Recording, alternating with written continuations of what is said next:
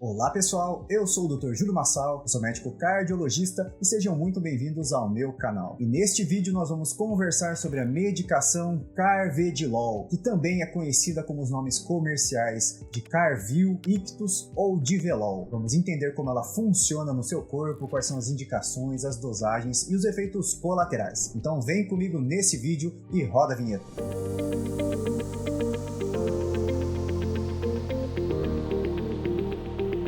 Pessoal, então primeiramente vamos entender a qual classe de medicações o Carvedilol pertence. E essa medicação pertence à classe dos beta-bloqueadores, que é aquela mesma classe do atenolol, do bisoprolol e do metoprolol. Mas o Carvedilol vai ter um efeito não seletivo de bloqueio dos receptores beta-adrenérgicos. E também ele vai ter um efeito de bloqueio sobre o receptor alfa-1 adrenérgico. Consequentemente, bloqueando o receptor alfa-1, ele vai favorecer o relaxamento dos nossos vasos e a redução da pressão arterial, enquanto que aquele efeito sobre o bloqueio dos receptores beta-adrenérgicos vai reduzir a nossa frequência cardíaca e também reduzir a liberação de uma substância chamada de renina pelos nossos rins. E nós sabemos que a renina ajuda a converter o angiotensinogênio em angiotensina 1, que é uma das etapas iniciais daquela cascata do sistema renina-angiotensina-aldosterona, que é um sistema importantíssimo para o controle da nossa pressão arterial a médio e longo prazo. Sabemos também que a angiotensina 1 e depois a angiotensina 2 são substâncias com potente ação vasoconstrictora, ou seja, elas favorecem o aumento da nossa pressão arterial. Então, reduzindo a produção de renina, nós também vamos reduzir a produção de angiotensina 1 e angiotensina 2. E, consequentemente, vamos favorecer a redução da nossa pressão arterial. E aqui no caso, o Carvedilol é uma medicação muito interessante, porque o principal uso e indicação dela vai ser nos pacientes com insuficiência cardíaca, ou seja, com coração enfraquecido. Isso porque em diversos estudos foram vistos diversos benefícios utilizando esta medicação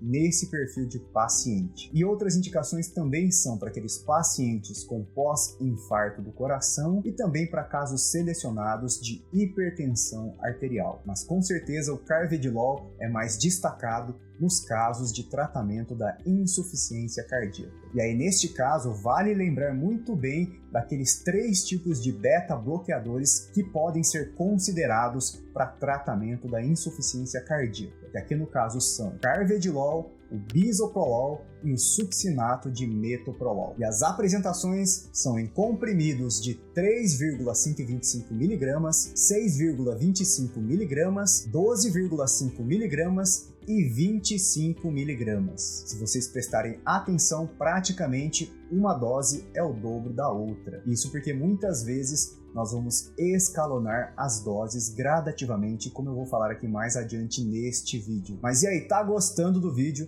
Então me ajude a divulgar este conteúdo para o máximo de pessoas que vocês conhecerem, para que a gente continue a produzir conteúdo de qualidade. Então já se inscreve no canal, deixa seu like e me segue também lá no Instagram. Feito tudo isso, então vamos continuar com o vídeo. E as dosagens de uso desta medicação vão depender da indicação clínica. E nos casos de coração enfraquecido e naqueles casos que o paciente já tem pressão arterial normal, nós precisamos começar com doses mais baixas, para evitar no começo do tratamento aquela queda da pressão arterial muito brusca. Então, nestes casos, nós podemos muito bem começar com doses de 3,125 mg de 12 em 12 horas e a cada 1 a 2 semanas nós podemos dobrar a dose e ver como que o paciente responde com isso. E a limitação para aumento das dosagens vão ser a queda importante da frequência cardíaca e a queda importante da pressão arterial associado com aqueles sintomas de baixa pressão, como por exemplo tonturas e aquela sensação de que pode desmaiar. Então, por isso, para evitar estes efeitos colaterais, naqueles casos de insuficiência cardíaca com pressão arterial normal, muitas vezes vamos começar então com as dosagens mais baixas. Já naqueles casos selecionados para tratamento de hipertensão arterial, nós podemos começar com doses um pouco maiores como por exemplo 12,5 mg de 12 em 12 horas. Então, esta medicação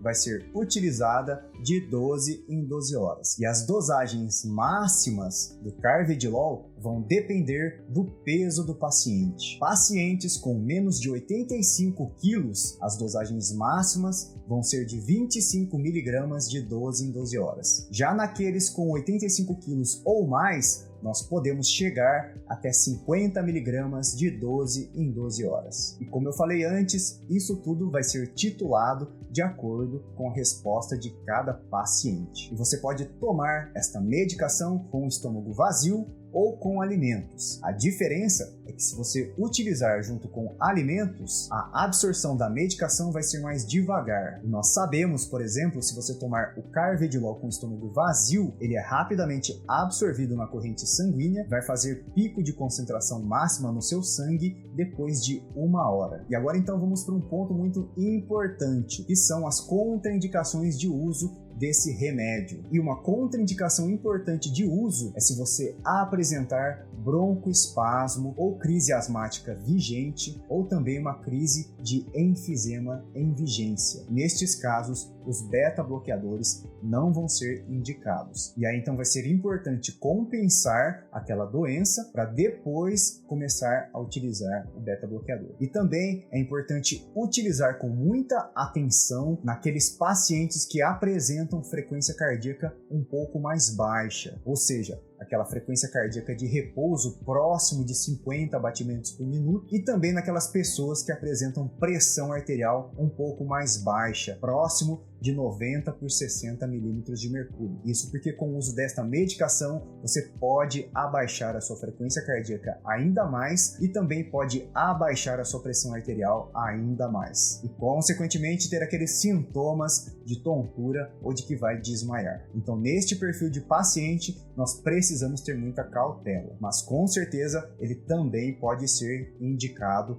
caso a caso. E outra situação que a gente precisa ter muita atenção é no caso de uso concomitantemente com outras medicações que abaixam a frequência do seu coração, como por exemplo amiodarona, propafenona, verapamil e diltiazem. Nestes casos, com certeza, o seu médico vai ficar com muito mais atenção quando iniciar o uso do Carvedilol. E os efeitos colaterais, os mais comuns, são tonturas, náuseas, dores de cabeça e, como eu já bem falei, esse remédio pode abaixar a sua pressão arterial e também abaixar a sua frequência cardíaca. Mas isso com certeza depende muito das dosagens. E naquelas dosagens mais baixas, de 3,125 mg, é muito difícil você sentir efeitos colaterais. Mas com o escalonamento das dosagens, você pode sim ter mais efeitos colaterais. E por isso é importantíssimo você manter o seu acompanhamento com o seu médico. E outros efeitos colaterais muito raros são alterações na sua glicemia,